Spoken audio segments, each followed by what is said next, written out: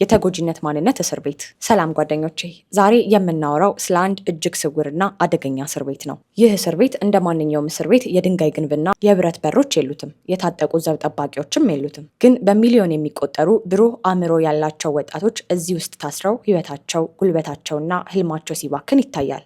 ይህ እስር ቤት የተጎጂነት ማንነት ይባላል። ሁላችሁም እንዲህ የሚሉ ሰዎችን በየቀኑ በዙሪያችሁ ታያላችሁ። ምናልባትም ዛሬ ማለዳ ላይ ራሳችሁ መስታወት ፊት ለፊት ቆማችሁ እንዲህ ብላችሁ ይሆናል። የማይሳካው መንግስት ምቹ ሁኔታ ስላልፈጠረልኝ ነው። ቤተሰቦቼ ድሆች ስለሆኑ ነው የፈለግኩበት ቦታ መድረስ ያልቻልኩት። እገሌ በልጅነቴ ስለበደለኝ ነው ዛሬ መራመድ ያቃተኝ። እኔ እኮ እድል የለኝም፣ ሁል ጊዜ ነገሮች ይበላሹብኛል ብላችሁ ለራሳችሁ ነግራችሁም ይሆናል። ጓደኞቼ፣ አንድ ትልቅ እውነት እንነጋገር። አዎ፣ ህይወት ፍትሃዊ አይደለችም። አዎ፣ ብዙዎቻችን ባልፈለግነው መንገድ ተጎድተን ሊሆን ይችላል። ኢኮኖሚው ሊከብደን ይችላል። ሰዎች ሊከዱን ይችላሉ። እድሎችም ሊያልፉን ይችላሉ። ይህ ሀቅ ነው። ነገር ግን ተጎጂ መሆንና ተጎጂ ነኝ ብሎ ማመን ሰማይና ምድር ናቸው። ተጎጂ መሆን በአጋጣሚ የሚመጣ ክስተት ነው። ማንም ሰው ሊጎዳ ይችላል። ነገር ግን በተጎጂነት ማንነት ውስጥ መኖር ምርጫ ነው። ልዩነቱ የት ጋር መሰላችሁ? ተጎጂ የሆነ ሰው የደረሰበትን ጉዳይ አክሞ አልፎ ለመሄድ ይጠራል። የተጎጂነት ማንነት እስረኛ የሆነ ሰው ግን ጉዳቱን እንደ ማንነት ይለብሰዋል። ቁስሉን እንደ ጋሻ ይጠቀማል። ውድቀቱን ሁሉ የሚያሳብብበት ምክንያት ያደርገዋል። ይህ እስር ቤት አደገኛ የሚያደርገው ምንድን ነው? እዚያ ውስጥ እስካላችሁ ድረስ የህይወቴ መሪ በእጅ አይደለም ብላችሁ ስለምታምኑ ለውጡን ለማምጣት ጥረት አታደርጉ። መንግስት ካልተቀየረ፣ ቤተሰቤ ካልረዳኝ፣ ሰዎች ካልታረሙ ህይወቴ አይቀየርም ብላችሁ ቁጭ ትላላችሁ። ይህ ማለት ደግሞ ቁልፉን ለሌላ ሰው ሰጥታችኋል ማለት ነው። ዛሬ በዚህ ቪዲዮ ይህ ስውር እስር ቤት እንዴት ህልማችሁን በጥሬው እንደሚሰርቅ፣ ለምንስ እዚያ ውስጥ መቆየት ደስ እንደሚለንና እንዴት በገዛ እጃችን ሰብረነው መውጣት እንደምንችል በዝርዝር እናያለን። ህይወታችሁን መልሳችሁ ለመረከብ ዝግጁ ከሆናችሁ ወደ መጀመሪያው እንለፍ። የተጎጂነት ምልክቶች። አንድ ሰው በዚህ ስውር እስር ቤት ውስጥ መሆኑን በምን እናውቃለን? የተጎጂነት ማንነት ልክ እንደ በሽታ ምልክቶቹን ቀድሞ ያሳያል። እነዚህን ምልክቶች በራሳችሁም ሆነ በጓደኞቻችሁ ላይ አስተውሏቸው። አንደኛ፣ ሁል ጊዜ ሌላውን ሰው መውቀስ። ስኬታማ ላለመሆንህ ሁል ጊዜ ተጠያቂው ሌላ ሰው ነው። ውጤት ስታጣ መምህሩ አይወደኝም ትላለህ። ስራ ስታጣ ዘመድ የለኝም ትላለህ። ግንኙነትህ ሲበላሽ እሷ ወይም እሱ ክፉ ስለሆኑ ነው ትላለህ። ጥፋቱ ሁል ጊዜ ካንተ ውጪ ነው። ይህ ውጫዊ የቁጥጥር ማዕከል ይባላል። ህይወትህ እንደ ኳስ በሌሎች ሰዎች እግር ስትመታ ዝም ብለህ ትመለከታለህ። ሁለተኛ፣ መፍትሄ ላይ ሳይሆን ችግር ላይ ማተኮር። የሆነ አዲስ የቢዝነስ ሀሳብ ወይም የትምህርት እድል ሲመጣልህ አእምሮህ መጀመሪያ የሚደረድረው ለምን እንደማይሳካ ነው። ግን እኮ ብር የለኝም፣ ግን እኮ መንገዱ ጭቃ ነው፣ ግን እኮ ሰው ቢስቅብኝስ።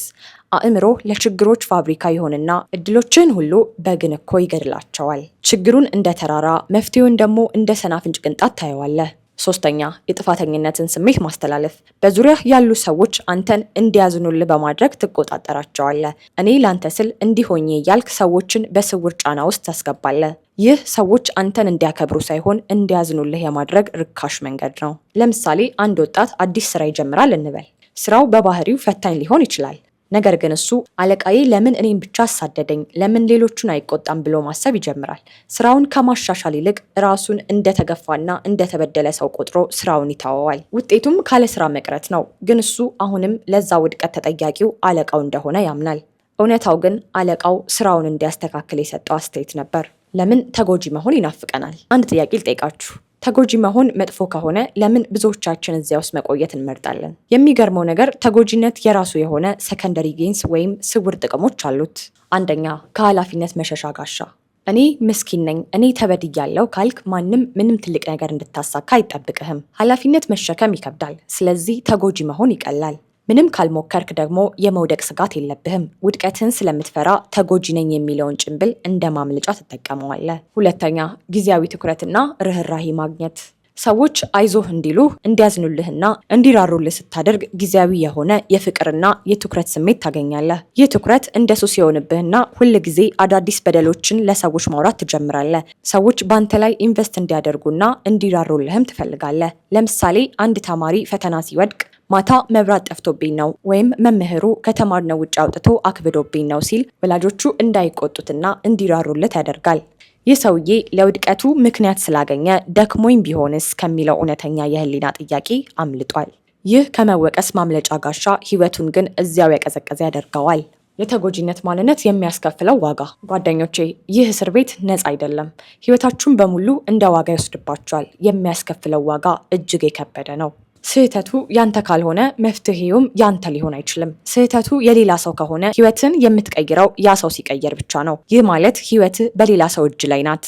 በገዛ ህይወት ላይ ተመልካች እንጂ ተጫዋች አይደለህም። እድገትህ የሚጀምረው የህይወቴ መሪ እኔ ነኝ ብለህ ስታምን ብቻ ነው። ማንም ሰው ቢሆን ሁል ጊዜ ዋይ ዋይ የሚልና ሰውን የሚወቅስ ሰው ለረጅም ጊዜ መሸከም አይችልም። መጀመሪያ ያዝኑልህ ይሆናል፣ ቆይተው ግን ጉልበታቸው እንደምትመጥባቸው ስለሚረዱ ይርቁሃል። በዚህ ጊዜ ደግሞ ሰዎችም ጠሉኝ ብለህ ሌላ የተጎጂነት ስሜት ትጀምራለህ። ብቸኝነትህ የሚመጣው ከሰዎች ክፋት ሳይሆን አንተ ከምትረጨው አሉታዊነት ይሆናል። አቅም እንደሌለህና ምንም ነገር መለወጥ እንደማትችል ደጋግመህ ለራስህ ስትናገር ተስፋ ትቆርጣለህ። ይህ ደግሞ ወደ ስር የሰደደ ድብርትና ጭንቀት ይመራሃል።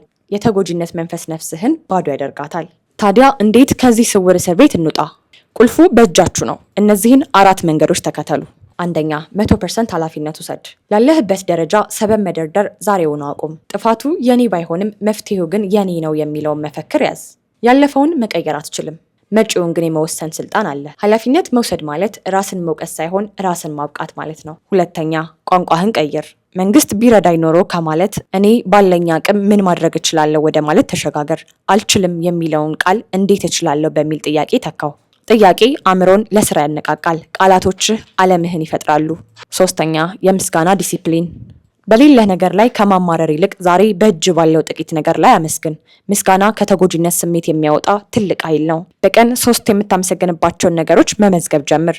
አራተኛ፣ ትንሽ ተግባር ጀምር። እስር ቤቱን የምትሰብረው በትልልቅ ንግግሮች ሳይሆን በትንንሽ ተግባራት ነው። ዛሬ ልታደርጋት የምትችላትን አንዲት ትንሽ እርምጃ ውሰድ። አልጋህን አንጥፍ፣ 1 ገጽ መጽሐፍ አንብብ፣ ወይም ለስራ የሚሆን መረጃ ፈልግ። ድል በድል ላይ ይገነባል። ጓደኞቼ፣ የዛሬው ረጅም ውይይታችን ማጠቃለያ አንድ መራራ ግን ነፃ የሚያወጣ እውነታ ነው። ማንም ሊመጣና ሊያድናችሁ አይችልም። መንግስት እንዲቀየር፣ ቤተሰብ እንዲረዳችሁ ወይም የሆነ ተአምር ተፈጥሮ ህይወታችሁ እንዲስተካከልላችሁ የምትጠብቁ ከሆነ እድሜያችሁን ሙሉ በዚያው ስውር እስር ቤት ውስጥ ትቆያላችሁ። አዎ፣ ህይወት በድላችሁ ሊሆን ይችላል። ሰዎች ጎርተዋችሁ ሊሆን ይችላል። ይህ ሀቅ ነው። ያጋጠማችሁ ህመም እውነተኛ ነው፣ አልካድነውም።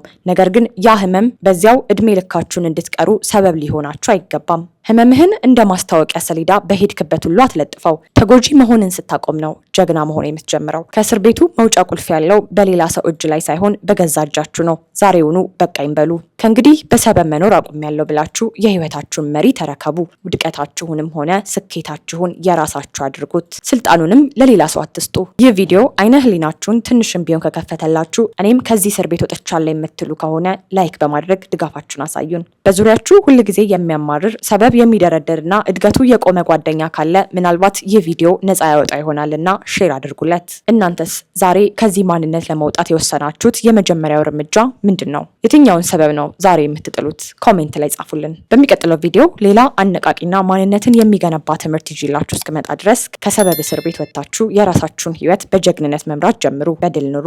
ቸር ሰንብቱ።